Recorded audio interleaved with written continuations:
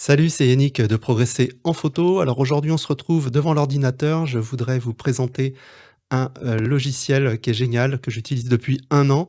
Je devais vous faire une vidéo et puis ça m'est sorti de la tête. Et là, comme ils ont sorti une nouvelle version qui est encore plus folle, je me suis dit, faut que je fasse une vidéo pour leur montrer. Donc ce logiciel, c'est DxO Pure RAW. Donc le principe en fait de DxO Pure RAW, c'est de développer vos fichiers RAW et d'en tirer la quintessence. Alors vous allez me dire, bon, moi j'ai déjà Camera Raw dans Lightroom ou Photoshop ou j'utilise dans Affinity, voilà d'autres choses. Mais, il y a quand même des différences entre le développement, des RAW avec Pure RAW ou avec, les autres logiciels. Alors quelles sont les actions, que fait, DxO Pure RAW? Eh bien les voici. Donc pour aller voir en détail, à chaque fois, voilà quand on clique ça ouvre et ça explique bien, à chaque fois avec des exemples, d'images. Mais en gros, ça va faire comme dans Camera Raw, c'est-à-dire qu'on va corriger la netteté des objectifs, on va corriger, la distorsion, les déformations, on va corriger le vignettage, donc l'assombrissement, dans les coins et on va corriger aussi les aberrations chromatiques. Alors pour ceux qui ne sauraient pas ce que c'est par exemple, quand on a un fort contraste, et bien, on a une frange violette ou rouge qui peut apparaître entre la zone sombre et la zone claire. Voilà, typiquement, par exemple, un rebord de fenêtre et puis, le bord d'une fenêtre et un ciel très clair. Donc tout ça, c'est corrigé. Alors comme dans Camera Raw, par contre, il y a une grosse différence, c'est que, dans Camera Raw, si vous voulez, il y a les corrections pour les objectifs. Par exemple, vous sélectionnez, enfin c'est sélectionné automatiquement, en tout cas dans Photoshop, quand voilà, il reconnaît les données de prise de vue et il vous dit voilà, là tu utilises par exemple un 70-200 Sony f2.8, eh bien les corrections, voilà, seront appliquées et en effet, ça marche très bien. La différence avec DxO, c'est qu'il va y avoir en fait une relation aussi avec le boîtier qui est utilisé et sur la dernière version, il y a en plus l'intelligence artificielle qui va aussi analyser le type de sujet. Donc la correction ne sera pas la même en fonction du type de sujet.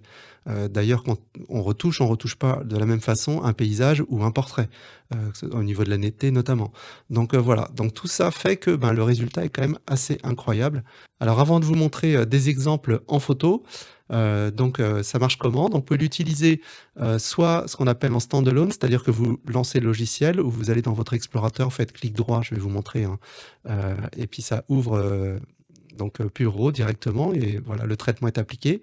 Ou sinon, vous pouvez l'utiliser comme un plugin dans Photoshop. Moi, c'est comme ça que je l'utilise, dans Lightroom, dans Capture One ou Affinity.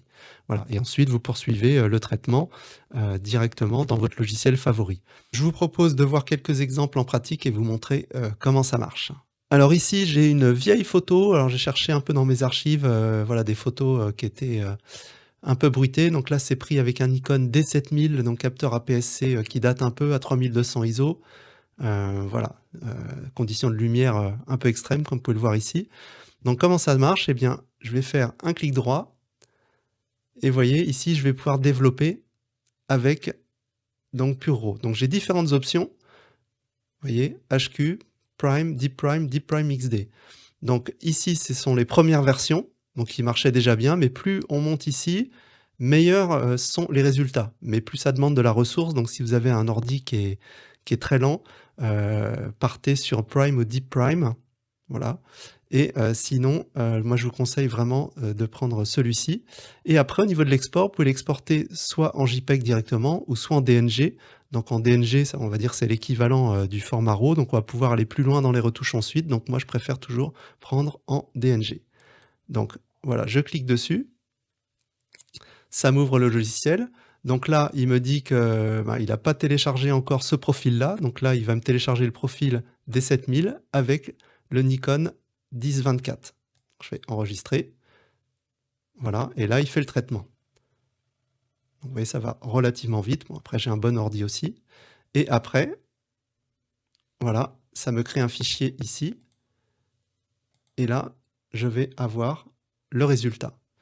Alors, je vais les mettre côte à côte. Donc voilà, alors on va bien zoomer pour voir la différence.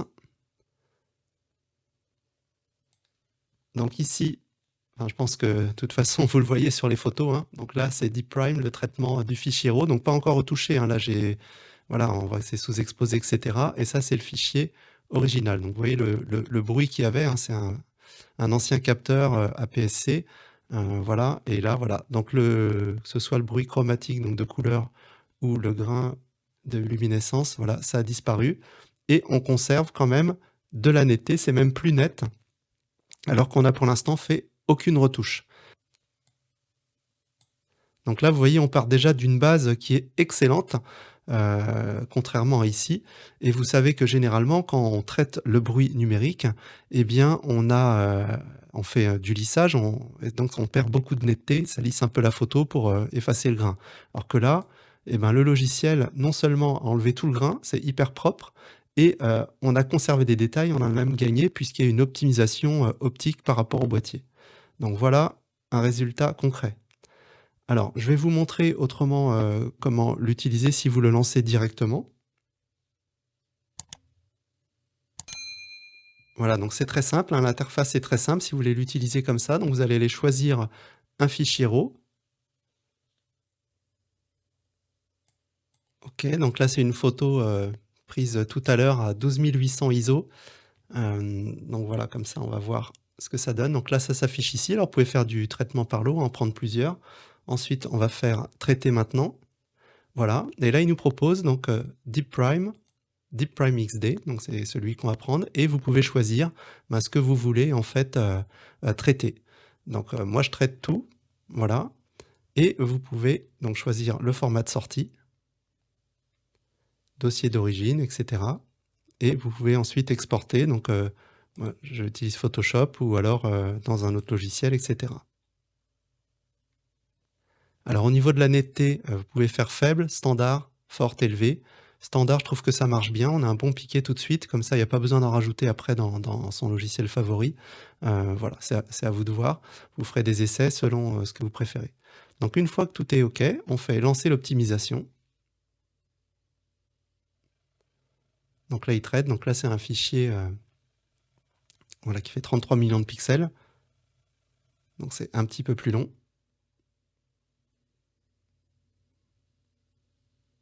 Mais ça vaut le coup d'attendre. Donc voilà, le fichier a été traité, donc j'ai 2 belles taches sur le capteur. Donc là, je vais juste faire ouvrir et on va ouvrir l'original à côté. Alors d'autres exemples, alors, justement, en faisant la vidéo, j'ai découvert qu'on pouvait aussi maintenant traiter ces images de drone. Donc j'ai fait un essai là juste avant, et voilà ce que ça donne. Donc ça c'est le JPEG original, donc ça c'est pris avec un DJI R3, donc petit capteur, 1 sur 1/3 de pouce, donc pas foufou, mais bon ça donne des résultats corrects. Alors là je me suis mis à 200 donc forcément, ça fait un peu bouilli. Voilà, donc ça c'est le fichier JPEG, du DJI directement. Voilà, donc moi je les aime pas trop, je trouve le traitement est beaucoup trop puissant. Vous voyez, puis, il y a trop de netteté, ça du coup ça génère du bruit, ça fait un peu bouilli. Donc là, ça c'est une version, que j'ai retraitée avec l'ancienne méthode et ça, c'est le traitement Deep Prime. Voilà, donc on voit que c'est beaucoup moins, bouilli. Vous voyez, si je compare par exemple au JPEG, vous voyez, là ça fait on voit qu'il y a du grain un petit peu partout, notamment dans le ciel. Vous voyez ici tout le grain, c'est pas génial. Alors que si je prends Deep Prime, vous voyez le grain, il y en a pas et on a conservé hop là et on a conservé, des détails. Vous voyez, si je vais, sur les maisons, ici, voilà, c'est bien défini, hein, en sachant que là, je suis à 200 hein. Donc, si je vais sur le JPEG original, vous voyez que c'est pas fou. C'est beaucoup plus naturel ici et beaucoup mieux défini. Voilà, donc c'est assez incroyable. Donc, je pense que maintenant, dès que j'irai faire des photos en drone, ça passera forcément par Puro. Heu, voilà, parce que j'ai eu un moins bon résultat en passant par Photoshop. Alors c'était mieux que le JPEG original, hein, on voit sur les maisons là, c'est mieux que ce qu'on avait là. Heu, voilà, donc là on est déjà mieux, mais là on est, je le trouve encore mieux. C'est beaucoup plus c'est mieux défini. Alors ça marche aussi, même quand on n'est pas trop haut dans les ISO et quand on est en extérieur. Donc là, hop, je vous affiche. Alors ce n'est pas mon chien, mais je le trouvais magnifique ce chien. Donc voilà.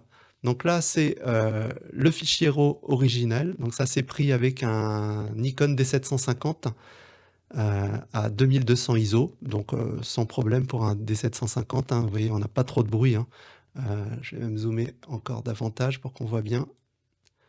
Donc voilà, donc on voit qu'il y a un léger grain, mais moi surtout ce que je vois la différence une fois que c'est passé dans Deep Prime, c'est au niveau du piqué, du rendu. C'est juste incroyable, quoi. Vous avez vu au niveau des poils, au niveau des yeux, c'est beaucoup plus qualitatif. Donc ça redonne vie à son appareil, hein. Des fois, au lieu de changer d'appareil photo, voilà, un petit tour et on en tire la quintessence. Vous voyez, il y a un petit peu de bruit ici. Là, on le voit quand je zoome vraiment fort, alors que là, il n'y en a plus du tout. Et au niveau du détail, c'est fou. Donc, c'est assez incroyable quand même comme logiciel. Voilà un dernier exemple. Photo de concert, 5600 ISO avec le D750. Donc là, vous voyez au niveau du bruit, donc là, c'est le fichier RAW original, hein, le .nef, et là, c'est le DNG, donc développé par Deep Prime. Donc vous voyez, au niveau du bruit, il n'y a pas photo. Et au niveau des détails, alors ça, j'avais vu ça sur la guitare. Voilà, regardez. Ah, déjà, on voit bien, hein, au niveau du bruit, ici, on a du bruit, là, il n'y en a plus. Et regardez ici les boutons. Là, c'est à moitié flou. Alors, j'ai zoomé vraiment fort, hein. Là, on est à 500%. Donc évidemment, on ne regarde pas ces photos à 500%, mais c'est pour que sur YouTube, vous puissiez voir quelque chose. On va dézoomer un tout petit peu. Donc vous voyez, ici, on a l'impression que c'est un peu flou. Ben, c'est les défauts de l'objectif qui ont été corrigés. On a un truc super net. Donc il n'y a pas eu de traitement, hein, du tout, hein. C'est juste le développement du RAW. Regardez ici et ici, le détail, c'est assez bluffant. Donc voilà le logiciel. Vous avez d'autres exemples sur le site, hein, pour aller parcourir, hein, si vous n'êtes pas convaincu.